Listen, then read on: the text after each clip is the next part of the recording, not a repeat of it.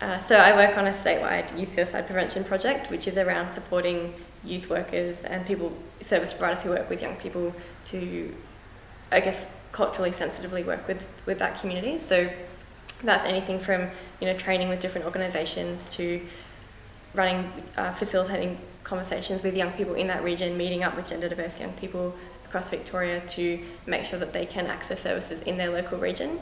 Part of the problem that we find young people often face is that they need to travel to Melbourne for gender-related care or just competent service provision. And so the project has been amazing in that way of there's incredible work happening regionally across Victoria, and where service providers are working together, and I've just been able to support that work.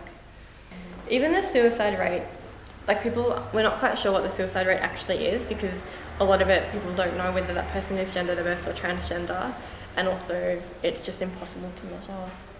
Yes, there aren't accurate stats really within the trans community. I mean, we've got a lot of research from the US, a lot of research from the UK, but in Australia, the last research was writing themselves in 3, I believe, and that looked at a broad scale of sex and gender diverse young people, with a percentage being same-sex attracted, trans, gender diverse, genderqueer.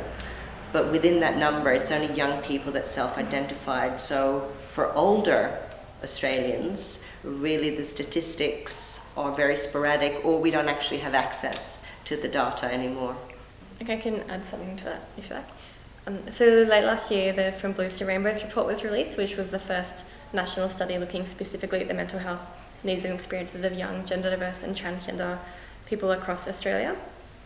And so what that report found was, yes, that young gender diverse people are overrepresented in terms of having mental health concerns, so depression, anxiety, and things like this. But what it also found, and which has been consistently found in every report I've seen, is that gender diverse young people are overrepresented in political advocacy work as well.